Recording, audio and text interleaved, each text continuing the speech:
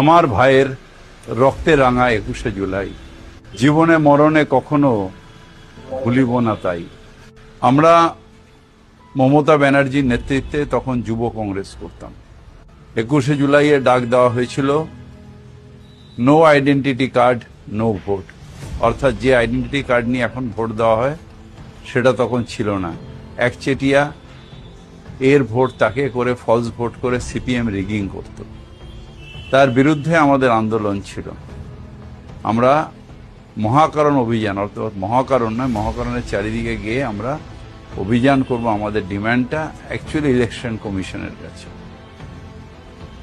সকালে যখন গেলাম আমাদের স্টেজ করতে দেওয়া হলো না মেয়র রোডের মোড়ে। লরিতে দাঁড়িয়ে যখন মাইকে বলা হচ্ছে, মাইকের তারটা ছিঁড়ে দেওয়া হলো।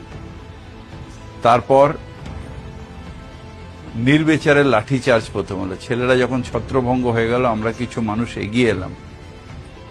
তারপর দেখলাম উন্মুক্ত কিছু পুলিশ, না সিপিএম ক্যাডার বোঝা মুশকিল, কিন্তু পুলিশের ড্রেস পরে বিনা প্ররোচনায় গুলি ছুটতে ছুটতে চলে এলো। তখন আমার ডান দিক বাঁ দিকে পড়ে আছে, কে মারা গেছে কে বেঁচে জানি না, চারিদিকে টিয়ার গ্যাসের গন্ধ।